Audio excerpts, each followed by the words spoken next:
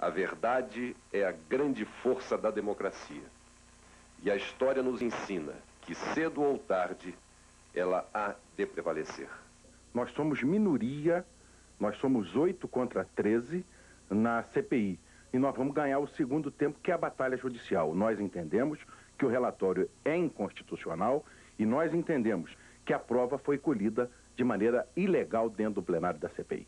A CPI que investiga Paulo César Farias recebe o relatório dos negócios dele fora do país. Segundo o relatório, Paulo César Farias é dono de várias empresas no exterior. Os auditores da empresa que fez o levantamento disseram que foram ameaçados de morte. O homem ameaçado de morte é Stephen Robinson. Ele desembarcou em São Paulo carregando uma mala preta e protegido por um esquema de segurança montado pelos próprios americanos. A Kroll Associados, empresa em que Stephen trabalha, informou oficialmente que ele e outro auditor foram ameaçados de morte em Miami quando concluíam as investigações sobre os negócios de Paulo César Farias no exterior. Uma pessoa disse por telefone que a Kroll estaria tocando num nervo muito sensível e deveria parar. Caso contrário, a recompensa para a morte de cada auditor seria de $10 mil. Foi com este clima, protegendo a mala de documentos, que Stephen chegou a Brasília. Disse que, apesar das ameaças, o relatório ficou pronto. Mas tem poucas informações bancárias, porque a procuração que Paulo César Farias forneceu para investigar as contas dele não adiantou. Segundo os bancos, a ordem nesse sentido partiu do próprio cliente. No meio da tarde, os parlamentares já tinham uma boa noção do relatório. Mesmo assim, antes de receber oficialmente o trabalho, o presidente da CPI, deputado Benito Gama, preferiu se reunir com os auditores americanos aqui no Congresso para tirar as últimas dúvidas sobre os negócios de Paulo César Farias no exterior. Esclarecidos os detalhes e com a abertura da mala e a entrega dos documentos, o presidente da CPI informou que PC Farias, ao contrário do que disse em depoimento, tem 2 apartamentos em Paris e 2 empresas no exterior. A Dupont Investments, nas Ilhas Virgens, e a Miami Leasing, em Miami.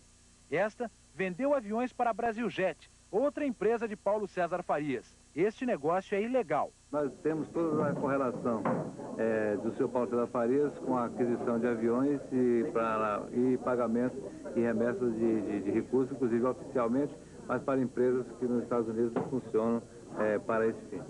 Cópias do relatório dos negócios de Paulo César Farias vão ser enviadas para a Receita Federal. A CPI quer que sejam investigadas as remessas de dólares de Paulo César Farias para o exterior. E daqui a pouco, nossos repórteres revelam o conteúdo do relatório da Kroll. A seguir, novos depoimentos na Polícia Federal do Rio e de São Paulo. O ministro Bornhausen diz que o momento político é de luta pelo poder.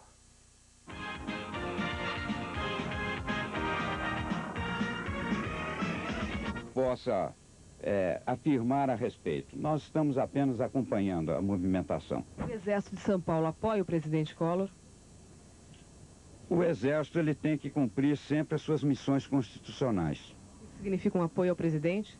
Significa que ele tem que cumprir as suas missões constitucionais. A história do Brasil está aí para mostrar que, de quando em vez, o Exército assusta.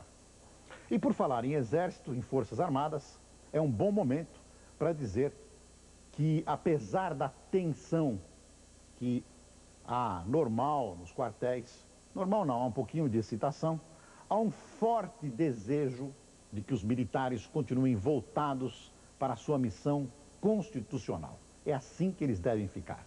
É uma crise complicada, difícil, das maiores que o Brasil já enfrentou. E há um desejo enorme de que tudo termine dentro de um quadro de liberdade e democracia, sempre em obediência à Constituição. Dia agitado no mercado financeiro. As bolsas oscilaram e acabaram fechando em baixa. No dólar, teve leilão do Banco Central e os doleiros segurando os papéis. O paralelo subiu 1,8%. Foi negociado no fechamento a 5.380 cruzeiros para compra e 5.450 para venda. O comercial ficou cotado a 4.799 cruzeiros e 10 centavos para venda. O ágio passou para 13,5%. O ouro teve alta de 1,9%, com grama valendo 57.770 cruzeiros. Depois de subirem mais de 6% ontem, as bolsas de valores fecharam em queda nesta quinta-feira. Menos 3,9% em São Paulo e menos 2,8% no Rio. O depoimento do doleiro Henrique Schweck durou 1h30. Na saída, ele foi cercado pelos jornalistas. Schweck teria sido o fiador do doleiro Jorge Conceição, desaparecido há 2 meses e suspeito de ter depositado 8 milhões de dólares em contas fantasmas. Depois de andar vários quarteirões, Henrique Schweck foi embora sem dar nenhuma declaração. A Polícia Federal ouve em São Paulo mais um depoimento sobre o doleiro Nayun Turner, envolvido na Operação Uruguai, um empréstimo que teria sido feito pelo ex-secretário Cláudio Vieira. Rivaldo Ferreira da Silva, dono da corretora Santos, disse que trabalhou com Nayun Turner em 91 e afirmou que não teve qualquer envolvimento na Operação Uruguai. O ministro Jorge Bornhausen define o atual momento político como de luta pelo poder. O ministro participou de um almoço oferecido pela Confederação Nacional do Comércio em Brasília. O presidente da Confederação Nacional do Comércio disse que a principal preocupação do setor é que a situação política não prejudique o processo de modernização da economia. O comércio não pode aceitar corrupção, roubalheira, desvio, sonegação. Nós queremos decência, mas para isso é preciso um regime que respeite esse tipo de atividade. O ministro Jorge Bornhausen, que foi convidado para falar sobre reforma fiscal, também defendeu o respeito à economia de mercado e o combate à corrupção e sonegação. Mas o ministro Jorge Bornhausen também fez questão de falar de política. Ele assegurou que o atual momento é de luta pelo poder e que está havendo uma tentativa de pré-julgar o presidente da República. Aqueles que não têm tido a paciência para a verificação jurídica concreta e correta no final das investigações estão se antecipando a uma luta política. Estão querendo fazer uma luta de poder. Não ganharam nas urnas, querem fazer pré-julgamento. O presidente Collor diz que a verdade é a grande força da democracia.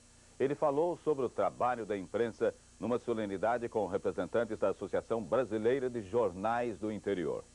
Quem informa não pode fugir ao compromisso maior de buscar sempre a verdade, com isenção, responsabilidade, objetividade, com a verificação exaustiva de cada informação.